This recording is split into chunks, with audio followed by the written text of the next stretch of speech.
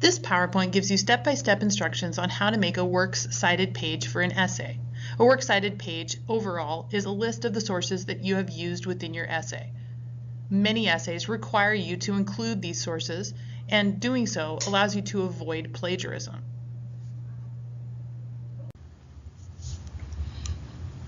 You will always place your works cited page at the very end of your essay. So whenever you finish your last paragraph, hit enter until you get to a new page. This is where your works cited page will start. Citing your sources is essential to proving your credibility as a writer. It also helps you avoid plagiarism. Make sure that you cite every source that you use, no matter how small. That way, there's no chance that you could get in trouble for stealing someone else's information and passing it off as your own. Think of yourself as a professional writer. Professional writers always cite their sources and often will include those sources at the end of their texts so that people can refer to them if they want to learn more. Let's take a look at an example works cited page.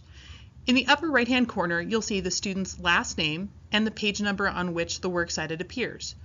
If this is on page 3, it means that it's the third page of the essay file. Notice that the title Works Cited is centered at the top of the page. Then each of the sources is listed. We have a total of 6 sources listed on this page. I can tell because the second line of each source has been indented. It makes each of the sources easy to view. Also, the sources have been alphabetized by the first letter of each word that's listed on the works cited. Oftentimes, my students get confused on how to insert a page number onto their paper. To do so, you do not click on the top header in Microsoft Word. Rather, you need to go to the Insert tab on the menu and then choose Page Number at the top of the page, aligned on the right side. At that point, you'll type in your last name before the page number in the box that appears. Then you should have a little red X that appears saying Close Header and Footer. Do this and then scroll through the pages of your document. It should show pagination starting with 1, continuing with 2, and so on for as many pages as you have in your document. If you notice that page 1 appears on every page, you may have included this as part of a header instead of a separate page number. Go back and click on Insert again in order to make the page number appear appropriately. If you're using a Mac, go to the last slide of this PowerPoint and look at the directions there for how to add page numbers to your paper. Another area where students often get confused with MLA formatting is with spacing. Notice that the entire document, including the works cited, is only double spaced. There's no single spacing or extra spaces between a title and the text. It's just double spacing, which makes the entire thing pretty simple. This includes the header as well, with your name, date, class, and title. In order to double space, Control A and select the entire document. Then find the tool at the top in your toolbox with the little arrows and lines and click on the down arrow button. Choose 2 in order to double space. A works cited is alphabetized by the first letter in each word of an entry. Notice that you skip articles like a, an, or the and just go to the first word of the entry. Also, if you have a number as the first word, you will start your works cited with any titles that include a number first. If you do not have an author's name, you still alphabetize by the first letter of the first word of the entry. The hanging indent can be a little bit troublesome if your computer is refusing to allow you to indent. A trick is to click in front of the line you want to indent, hit Enter first, and then Tab when you're using Microsoft Word.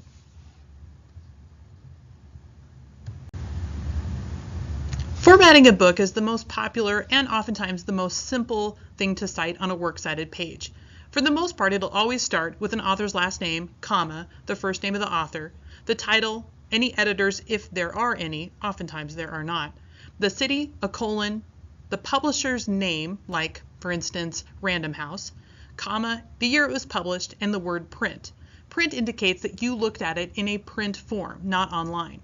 If you found an online book, you would use a different word, such as web if you found it online, or maybe digital file if it was in the form of a Kindle file or an EPUB file or even a PDF. You could also use those terms as well. Go with whichever fits the best for your source. The same basic rules apply for periodicals. Newspapers, magazines, any journals that are published periodically on a regular basis are considered periodicals.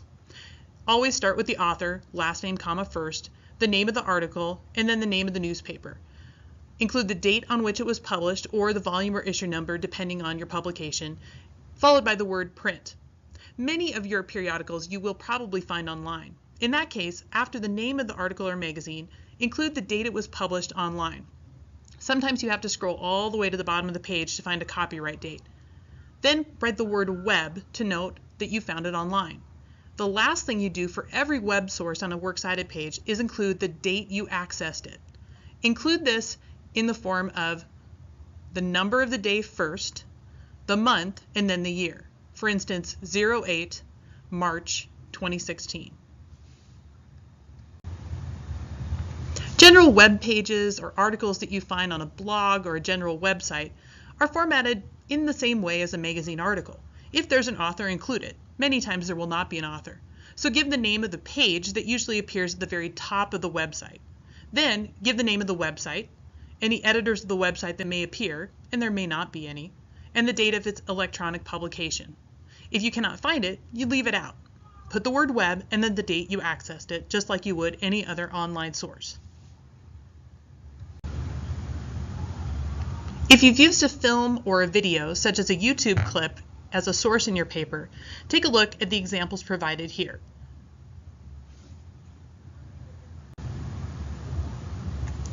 You can also include any personal, email, text, or phone call interviews that you used as sources. Citing them is pretty easy. Take a look at the format provided here.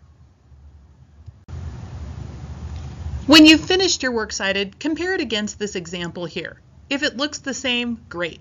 If you notice some differences in spacing, indenting, or general format, go back and take a look at what you need to fix in order to make it a final MLA format works cited page.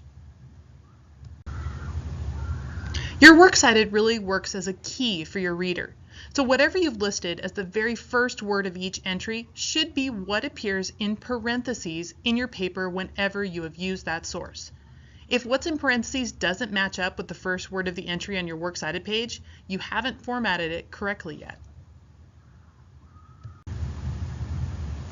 Take a look at these additional resources that can give you more information about how to create an MLA formatted works cited page.